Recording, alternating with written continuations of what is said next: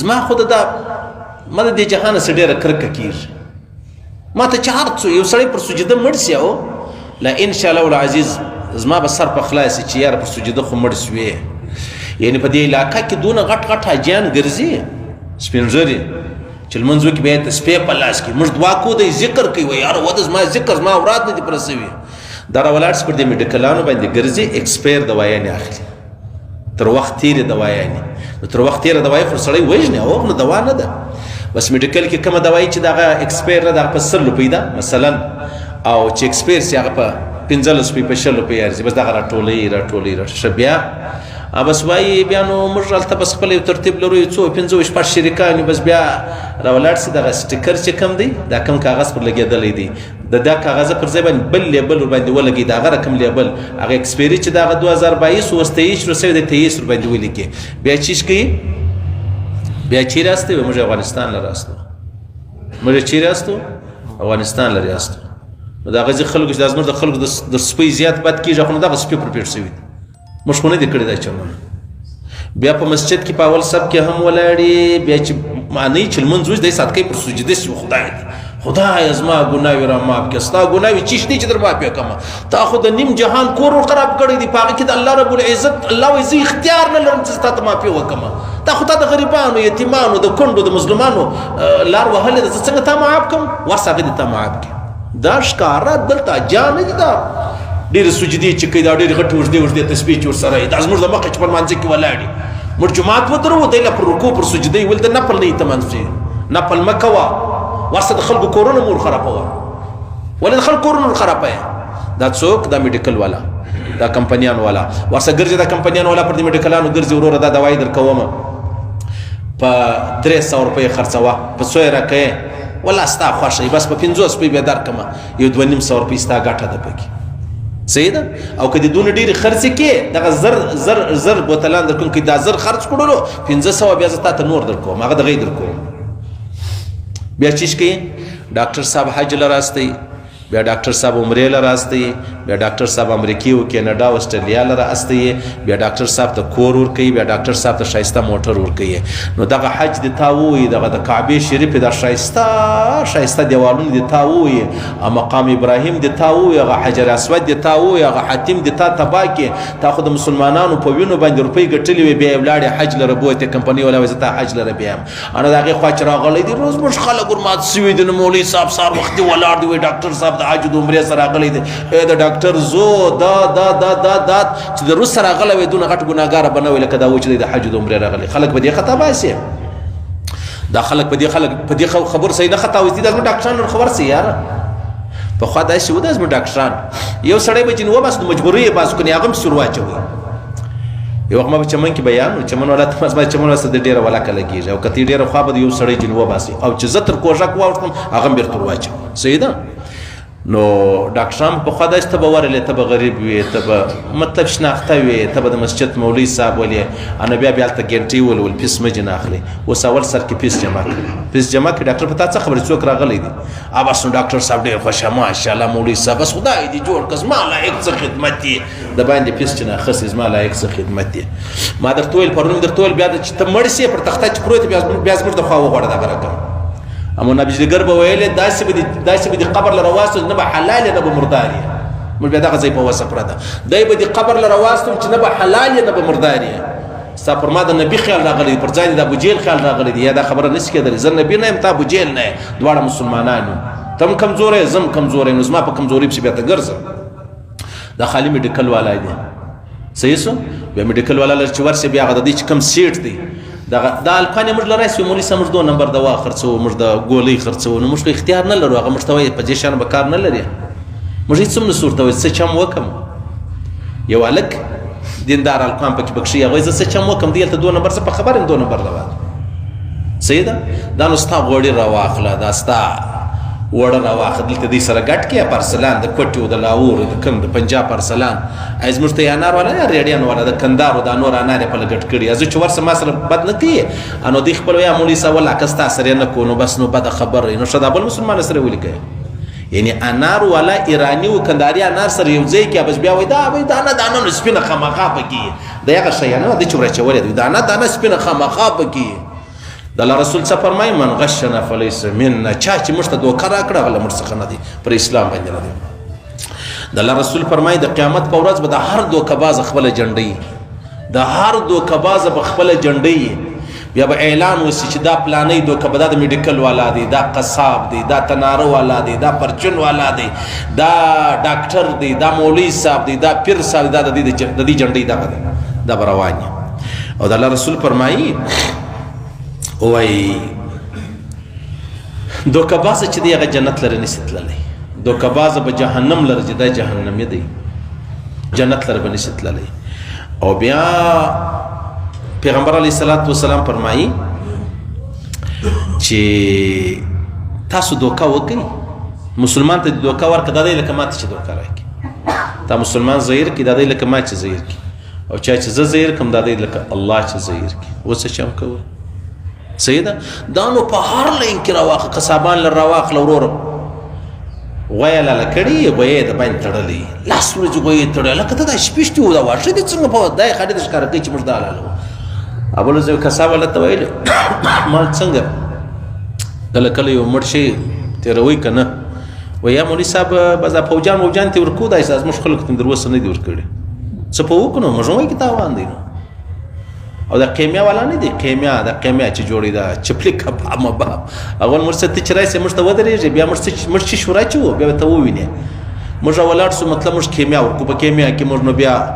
کدور راواخله ګوبۍ هر شی په ګډو یو شی نه کې معلومېږي دا دی څه چم کوي وایي روپۍ مو وګټلې دوکه دې چا ته ورکړله ځان ته دې ورکړله الله فرمایي یخادعون الله والذین آمنوا وما يخدعون الا انفسهم ساده خیال دی چې الله مؤمنان ته دوکه ورکوم د خپل ځان ته دوکه ورکړله د مؤمن د دنیا خراب کړه خپل د آخرت خراب کړه خپل د آخرت اوس نو پسې راولاړ سه زه په د بازار پسې وګرځم تناره والا لره ورسم ستا ډوډۍ پوره ده یا نه ده پوره ولا نو څوک وړه ګران دي ښه دا تا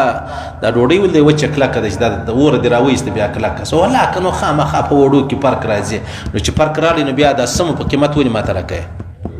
ولې راکوې یو تناره والا و نه یو ډاکټر هغه ماته مونږ هغه تناره ډوډۍ درکوي که نه درکوي ما یا زه خو نه یم په خبر ولې هر څه پلانې تناره ته مسجد ته لپاره پیسې ورکوم هره میاشتې ورکوم د څو کالو سې ورکوم یا زه خو نه یم په خبر ډاکټر صاحب ته ملته کښېم تناره ولا راوړت ډاکټر صاحب پیسې درکوي هو خو دې راکوي ډاکټر صاحب هم ته ډوډۍ موږ ته راکوې وایي نو خالص ستا ماجت خو نو نه دی نو څه وایي وایي خالص ستا ماجت خو نو نه دی ښه هغه اوس ګرځي دی در په دره دي کله کله راشي مولوي صاحب زه څه خرچه م ورکړم دا هغه سړی وویل خالص ستا ماجت خو نو نه دی دا نو په کلو ډاکټر پیسې ورکولې ډاکټر بیا دا خیال چې عاجزي کوه ښه دی جهان مه په خبره وه هلکه جهان په خبر که خو دا رقم غله پکې ستا نو دغه والا ویلې کسابان ول کله کله فوجان موجان ته مړه ګامې شوغا چې دغه ورستو نور دا زموږ خپل خلکو ته مې نه دي ورکړي د ده په خیال بیا غټ ایمان دغه دی خپلو ته تاوان مه ورسوه نور جهان ته ورسوه و سیک ته لا نسي ورکولی و یهودي ته لا دوکه نسي ورکولی یهودي نه دی بی عایشه صدیقه ناسته وه غالبا یو کوچنی بچی ولو دې لاس داسې ورته ونیو الله راسه الله راسه شی درک هغه چې رالی کوچنی نه لاس ورته ونیسه چې رالی دې ونیوی په لاس کې خورما وه بیا یې ورکړه د الله رسول ورته وفرمایه که خورما نه وه دا په درواغو کې راتلل دا په دوکه کې راتلل صحیح سلو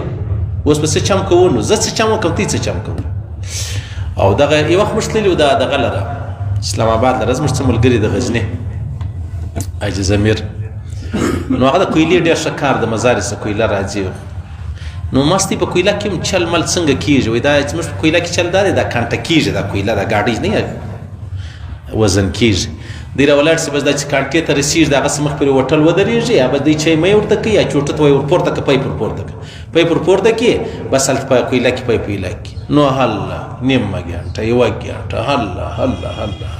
ډېرې زورورې اوبه ورسي چې ورغلې کویله درنه سوله بس هلته پرچې ورسره یې او روپۍ راواخلي چې راواخیستلې خپلې زیاتې روپۍ دی جین واخلي هغه دورې کې بس صحیح سوله بس څنګه کوي نو ښه دا د کویلې والا دا د کویلې والا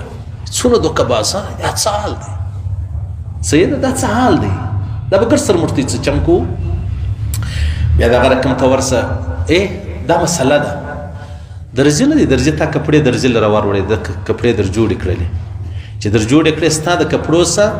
یوه لوېشت نیم ګز نه یوه لوېشت کور پاته سولو دا پر درځي واجبه ده، دا به بېرته ستا په کپړو کې درېږدي. ستا چې کومه په کڅوړې کې دا کپړې درېښې دي دا به په هغې کې ورسره ایږدي. نو که ته وایې نو موږ یې نسو کوی دا د چا هغه پاتېږي بس دا ته نسې کولی چا ځئ جهنم لره به ځې خبرې به نه سره جوړوو. نه نو ولا ډېر ګران کار دی نه را معلومېږي ونه در معلومېږي په حساب خدای ښه پوهېږي په حساب دا دونه ټوکره نو چی شته و دا به ورکوې دا به خامخا ورکوې دا واجبه ده. بیا راواخله پلمبر راواخله وروره چې دا تا ته کار در کړی پیپونه سره ټول کړي بجلي والا راواخله تا ته کار در کړي تارونه سره ټول کړي بیا د هغه رقم مطلب موټرسایکلان والا راورسه څنګه در په در دي او څونه چالاک دي چې ورسې ستا موټرسایکل ورته ودروه دلته دی دا دوکاندار سره ویلي دي زه تا له پلانۍ شی راوړم تا ته دونه پکې درکړم دا ته نه ده د ورځې دوه کسان راځي چې مولوي صاحب الله زموږ سیټ خو دا رقم چم کوي یا ته بیا دغه سره میلاو دی بیا ماښام پر چیرته پرته یې راسه نن څو دوکې موږ کړي دي دی نه وایي دوکه مسلمانان دي نو مسلمان کله دوکه کوي لیکلي دي راسه نن څو کاروبار سوی دی نن څو کاروبار سوی دی بس څه چوټو ته ورکړي څه ده ته وړکې څه هغه د موټرسایکلانو شیان چې ایستلي دي صاف سوتره نوی نظی شی دی تېره میاشت ورلګولی دا هم ختم دی یاره چې بل ور ولګوي پکې پیدا دي ده اشرف زما کې په څو غواړي ستا که نه کباړي کې هلته یې وغورځي کچرې ده نه دا رقم ډېر پراته دي کې وړې در سره ویس هغه یار زه څه ناکه لاسونه په توروم د الله رسول فرمایي دغه دوکهبازان دا جهنمیان دي څه وایي د الله رسول وای من غشنا فليس منا والمكر والخداع في النار رواه الطبراني چا چې دوکه راکه موږ ته هغه چی شته هغه پر اسلام پر کلمه نه دي او کله چې یو سړی دوکه او چل کوي دا دوکه باز چل باز د جهنمی دی دا به جهنم لره ځي. سبحان الله الله اکبر. ګسره بل کار موږ ته لرو که نه لرو ګسره یو کار موږ ته لرو سبحان الله استغفر الله. مطلب است چې کدا خبره زه وکړم چې موږ ټول جهنمیان زوم به د خبره به ګرسر نه یې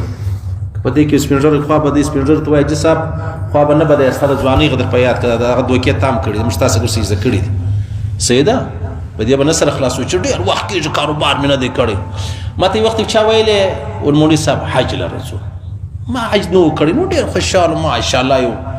غوړ راباندې پېښ شوی دی حج لرم بیا یا خیر د حج نه ملایي دغه اکثر د حج شپې چې رالی ورله ما ورته یاره حج شپې کاغذان ماغذان جمع کېږي ده وخندل والمولوي صاحب یاره خبره داسې ده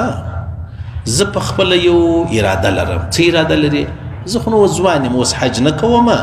بس چې حج مو وکړي بیا نو کاروبار هم نه کوم نو بیا د عجبه سړی درواغ وایي دوکه کوي دو نمبري کوي نو هغه مناسبه نه وي ای په کلمه کې چې کوي کلمه چار ورځ وایي د هغه بعد دوکه کوي هغه نه وشماري پښتانه خو بیا د حج ډېر شوقین دي بس وایي بیا نو دوکه نو بس نو زه خو نو اوس نسم تللی بیا چې زما پلار هم دغه رقم چې سپین ږیری سو حج یې وکړي بیا کاروبار هم نه دی راغلی یعنې زما پلار هم دوژخي و زه هم دوژخي یم د دې خو دغه معنا ده بله معنا خو نه لري نو موږ څونه خوشحاله و درې میاشتې دا و چې تی راته وژاړي چې د وینو الټۍ راته وویل په لا اله الا محمد رسول الله کې در باندې خطا وسو د وینو الټۍ راته ووایه او تی ګرده دا چې اوري هغه ګرده لا نه خطا وسو موږ ته تی دی دوکې راکړي دي د حج پر نامه مې راکړي د حج پرون د ختم کیسه خو درته وکړی چې 50000 د پلار غدر وځ پس پاتې دي درته ومې کړله او ما درته ویل ما یو سړی ویل مولوي صاحب مسجد لپاره چی غواړې ما ویلې ستا خوښ دی پلار یې مړ بیا مې کارپېټ راوړی څه قرآنونه راوړلو دا اوس 5 کال شپږم کال شروع کېږي د خضر وسې پیسې نه دي راوړي او اجمل منزل هم راځي په پلار پسې استولې د پلار زما په کارپېټ یې بخښې والله که راسه وبخښې ما د هغه بعد 4 ورځ ما خیال که 3 ور نور کارپېټ هوار کړی دي صحیح دا د مړه پلار سره دغه دی نو د ژوندي سره به دې څایلي دا به د اکا سره څایلي دا د مسجد مولوي سره به دې څایلي خلک په دې خبرو خطا وځي